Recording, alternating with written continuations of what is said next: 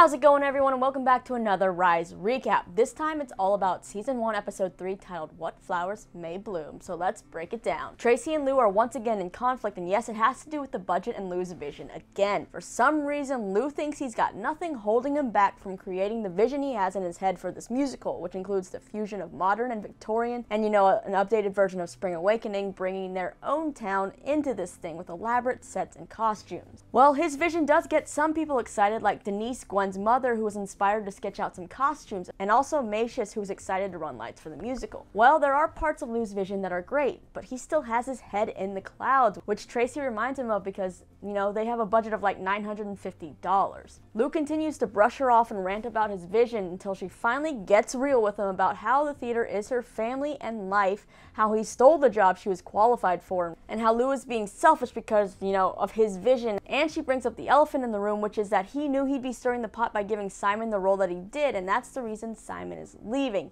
Everything isn't just about Lou's vision here, because he has to realize his vision is affecting people's lives. And it's like, thank you, Tracy, for being the voice of reason with Lou and telling him what he needs to hear. Like, it seems like in this episode, some of it does stick for Lou, but he still has plenty of faults. But I just want to know why Tracy literally has to do this in every episode. Speaking of Simon announces to everyone during rehearsal that he's leaving, and of course Lillet is pissed that he announced it that way and didn't tell her first, since they've been best friends since 2nd grade. She's not too happy about him leaving, and of course Simon lies to everyone about the reasons that he's leaving, which is that St. Francis apparently offers really great college prep stuff. We then get to see Simon give a raw performance of Left Behind, and after Tracy's talk, Lou goes to see Simon's parents and indeed learns that they're sending him away because of the musical. Lou then tries to explain why this musical is so important and needs to be seen, but Simon's dad just isn't hearing and walks away. Lou though sees something in Simon's mom and that he may be able to convince her, so he shoves his foot in the door before she closes it and tells her to not do this to her son. It seems like Simon's mom does think it over, especially after she sees Simon's sister tell Simon he's breaking her heart by going to St. Francis. His mom then drives over to Lou's and tells him something that her grandma said about not having to believe in the same things but having to believe in something. So she asks Lou what he believes in. He says that he believes in the kids he teaches, the truth, and helping them grow up in the sun and not the shadows. Simon's mom's now very emotional and crying, and she tells Lou thank you and drives off. And I just have to give major kudos to the actress, I think it's Stephanie Block, who plays Simon's mom in this episode, because she gave such a great performance. For Coach, tensions are still at an all-time high with Denise, and Gwen tells them to just give it time.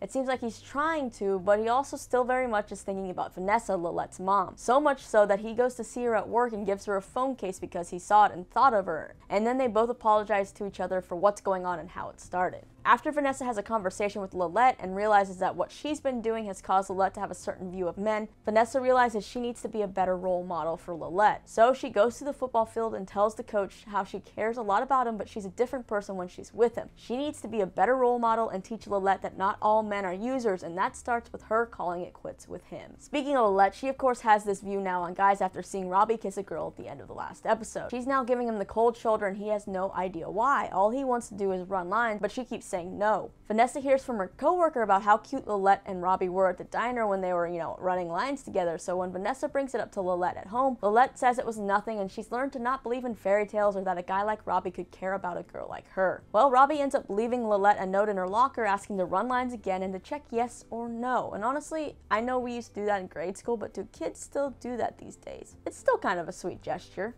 Well, it seems like she did check yes, because she meets up with Robbie at the pizza place to run lines, and she's pretty adamant about it only being running lines, no small talk, and how she only has 40 minutes. Robbie then gets a call from the hospital about his mom falling, and so he has to cut this whole thing short to go see her, and Lillet goes along as well. She ends up meeting his mom, and she sees this different side of Robbie, who she seemed to be so quick to judge, and when he drops her off at home, it seems like Lillet's crush is back in full swing. The last real stuff of the episode deals with Gordy and Maashous. So Maashous is still living with Lou and his family, and Maashous is a snorer, which causes Gordy to go sleep on the couch. Lou knows what's going on, yet he still asks Gail what to do, and it's kind of like, really, Lou? Gail is just like, handle it because our son isn't even comfortable living in his own room. Well, the plan is obviously to send Maashous back to his foster home, but before doing that, Lou goes to check on the house and sees that, well, it's a mess and the foster mother is not doing that great of a job. But he tells her he's sending Maashous back to her and he's going to do checkups regularly. He then goes to try to tell Maashous that, he has to go, but he just can't do it because he sees how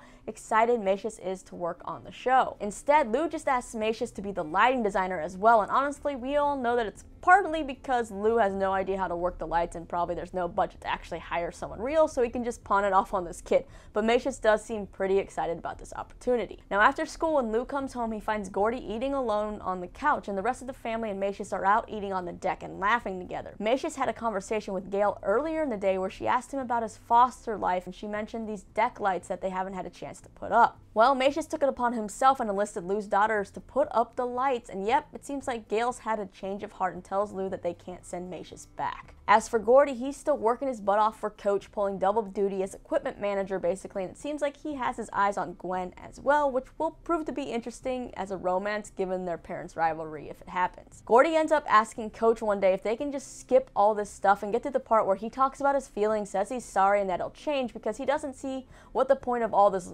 manual labor that he's doing is. Well, after Coach's drama with Vanessa and seeing the phone case he got her in his drawer, he's kind of thinking about things as well, and he tells Gordy that he doesn't like to talk, and what they're doing though is staying busy with their work and hoping that one day it just all of a sudden makes you feel better. That one morning you'll wake up and feel different about things. Gordy's actually like okay, and it seems like his talks with Coach get through to him, unlike his talks with Lou. So Gordy walks home and sees his family and Maashous playing football out on the street.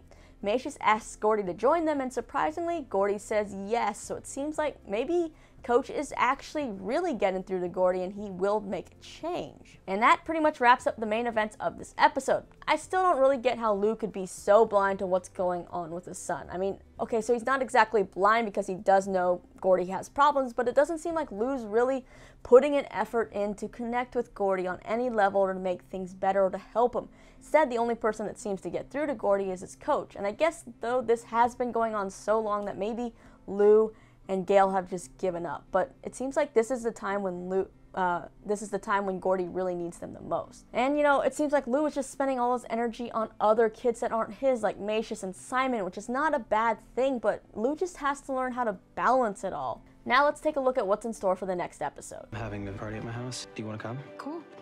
Is it like a date? I'm not 1000% sure. As they come closer together, Stop this, Robbie! two worlds will collide. Everything okay? We're just asking your girlfriend some questions. Or is it your boyfriend? Don't touch me! And a son Where's Gordy? Oh, he took off. Straight to voicemail. loses control. It's fine. It is not fine. We're gonna find him and we're gonna bring him home. All right, next episode, man, looks dramatic. I mean, Michael comes back in. Maybe Robbie will defend him. We have Gordy, my man. I was rooting for him, but it seems like he's going to relapse, or they're trying to make it seem like he's going to relapse, which I hate because that's not going to make anything better with Gail and Lou. And with that, it wraps up this week's recap.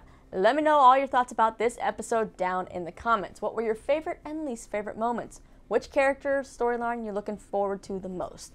After that, you can click right over here for my interviews with the cast of The Good Doctor or Cloak and Dagger. Hit that subscribe button if you like what you see. My name's Lisa. Thanks for hanging out and talking all things TV and random nerdy stuff with me. See you later.